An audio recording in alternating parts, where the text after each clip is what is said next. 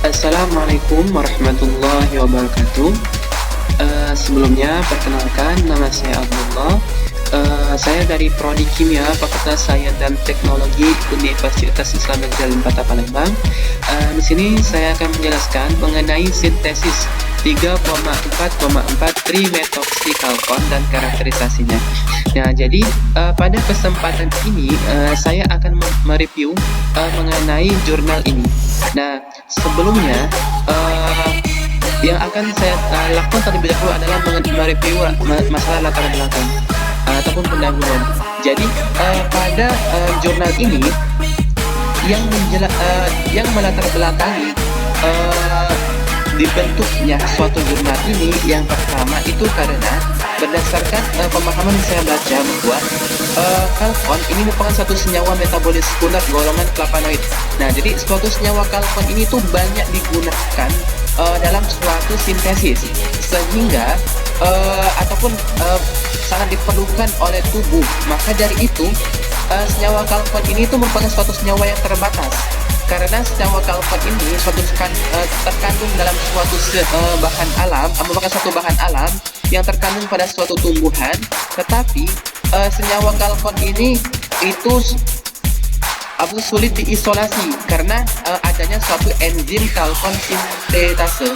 Nah, karena enzim ini itu dapat mengubah kalkon menjadi flavonon, sehingga karena terbatasnya kandungan suatu senyawa kalkon dalam suatu senyawa bahan alam, maka timbullah suatu pemikiran ataupun suatu yang melatari belakangi dibentuknya suatu senyawa 3,4,4 trimetoxikalkon. Kemudian dalam suatu analisis suatu jurnal, setelah kita melakukan analisa terhadap latar belakang atau pendahuluan, maka langkah selanjutnya adalah kita akan menganalisa mengenai rumusan masalah dari suatu jurnal. Nah, karena rumusan masalah itu adalah pertanyaan dari suatu pembahasan, maka kita dapat menentukan suatu rumusan masalah dengan melihat suatu pembahasannya. Nah, di mana pada pembahasan ini, pada paragraf pertama kita dapat membuat suatu pertanyaan: bagaimana pengaruh konsentrasi rendaman terhadap variasi NaOH? Karena pada paragraf pertama ini dia menjelaskan mengenai persentase hasil rendaman terhadap variasi dari suatu NaOH, sehingga rumusan masalah yang pertama yang dapat kita dapat yaitu bagaimana pengaruh konsentrasi rendaman terhadap variasi NaOH. Kemudian pada paragraf kedua kita dapat mendapatkan suatu rumusan masalah yaitu apa pengaruh jumlah katalis terhadap reaksi serta hasil rendamannya. Jadi pada paragraf kedua ini dia menjelaskan mengenai pengaruh jumlah katalis terhadap reaktan dan mengenai hasil rendamannya, di mana pada keadaan ini ketika dia menggunakan suatu katalis basa yang lebih banyak, maka dia akan menghasilkan rendaman yaitu 62,05%. Tetapi ketika dia menggunakan katalis dengan jumlah lebih sedikit, yaitu katalis basa tadi yang dengan jumlah lebih sedikit dibandingkan dengan suatu reaktan tadi, maka dia akan menghasilkan suatu rendaman yang lebih banyak. Jadi dapat disimpulkan dari suatu paragraf kedua ini bahwa ketika dia menggunakan suatu katalis basa dengan jumlah lebih sedikit daripada reaktan, maka dia akan menghasilkan suatu rendaman yang lebih banyak. Sehingga pada paragraf kedua kita dapat merumuskan masalah apa pengaruh jumlah katalis terhadap reaktan serta hasil rendamannya.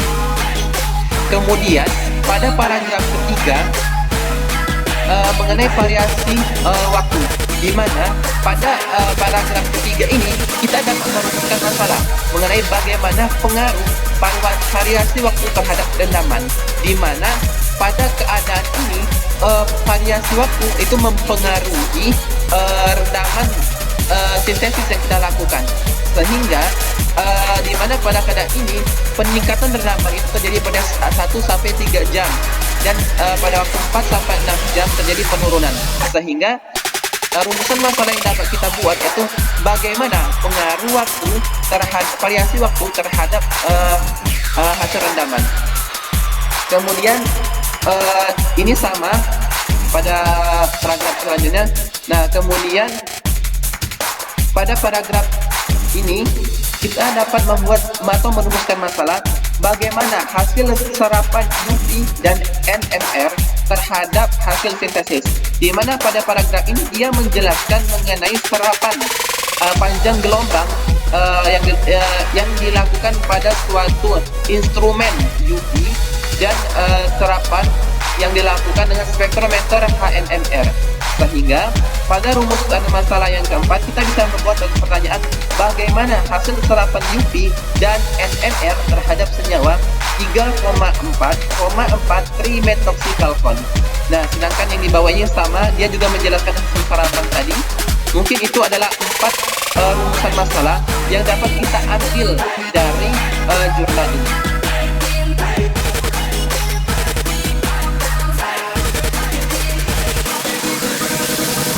Selanjutnya kita akan mereview masalah tujuan dari jurnal ini.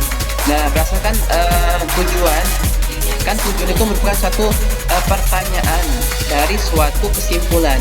Sehingga berdasarkan kesimpulan ini kita dapat membuat satu pernyataan tujuan dari penelitian ini bahwa pada jumlah penambahan NaOH berapa dia akan menghasilkan suatu rendaman yang lebih baik. Kemudian yang kedua, pada waktu keberapa dia akan menghasilkan rendaman yang terbaik. Nah, sehingga itulah dua tujuan dari dilakukannya suatu analisa sintesis 3,4,4 trimethylsikalkon ini.